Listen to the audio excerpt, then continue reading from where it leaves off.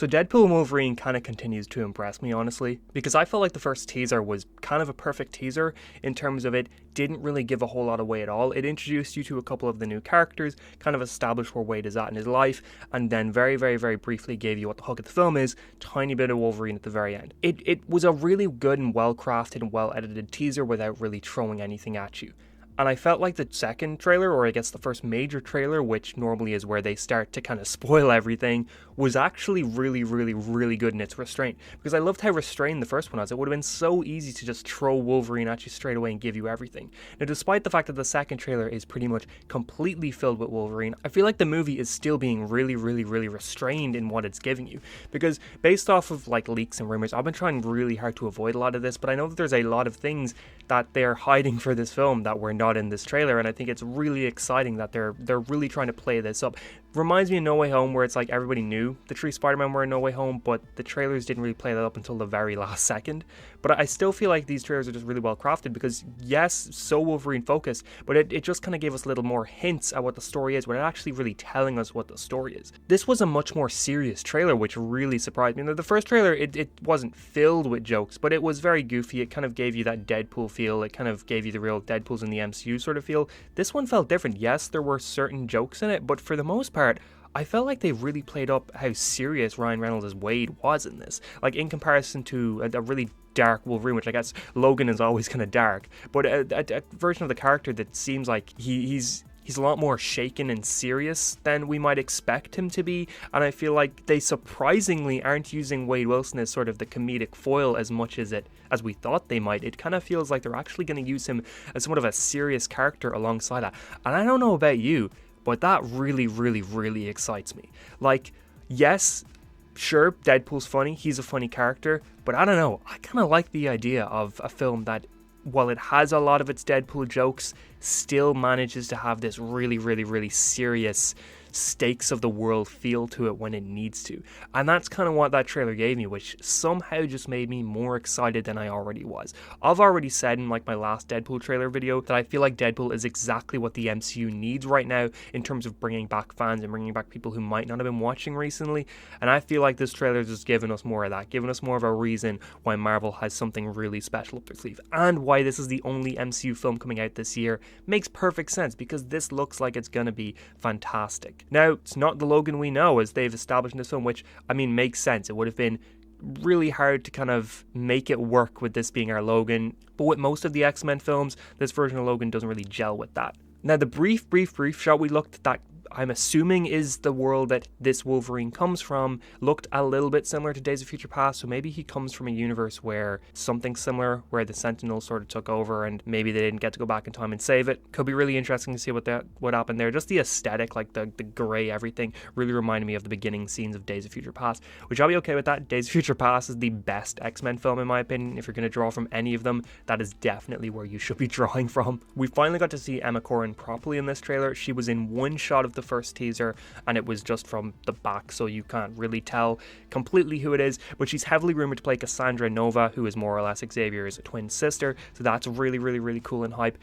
I'm really surprised how much they showed of her in this trailer, because it really felt like they're kind of playing up the mysterious or the mystique with her character in the first teaser by barely showing her, which I guess they were doing with Wolverine as well, but I felt like she was a character they were gonna play pretty close to the vest until the film came out, but I guess not, because she was in a lot of this. There is a scene in this trailer where she is looks a lot like where Xavier was in the beginning scenes of Logan, like that desert sort of facility that they had, that they were hiding in and trying to stay away and stay off the radar in. The one scene there looks really similar to that. Now I wonder if this is actually inside or where the entrance to the Giant Man helmet leads to, because we saw the Giant Man helmet, which in general this trailer was very, very, very The Void heavy, The Void from Loki, and I mean, I'm assuming it's The Void. It's with everything everywhere, it seems like it probably is, with the TVA involved, with just all of these random little Easter eggs and stuff lying around the place. It feels like it kind of has to be The Void, but the color palette and the way that they're doing The Void here is very different than the way Loki did it. Now maybe in Loki it's because Alioth's always around. We briefly see the purple cloud here, which is very likely Alioth, but Alioth the dragon that kind of starts to keep the Void in check, and I guess maybe it's just when that character is around, or when that sort of being or presence is in the area, everything is a lot darker and more purple and stormy and grim, whereas when that character isn't nearby, it's a lot more brighter and stuff like that. So that could be what this is. Just in general, it looks brighter to a lot of what we saw in Loki.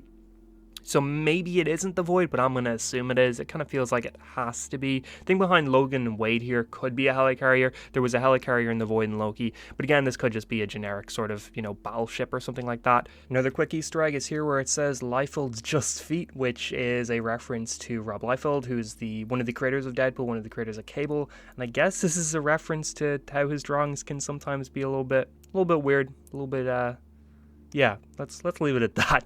But it's really exciting to see all of this. I'm really excited to see what they do here. It would be really cool to see Ramona Renslayer from Loki, since Loki Season 2 ended with her stuck in the Void, so it'd be cool to kind of pick up from there.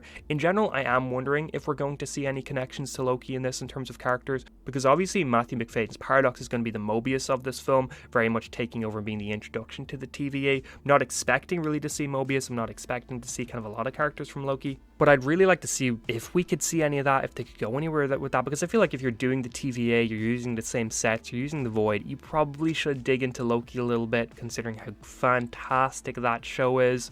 Other cool little Easter eggs, we saw a dog pool, we also saw a Doctor Strange portal at the end, which was really interesting. I'm gonna assume that takes them either out of the Void or it takes them to some other part of the Void, something else.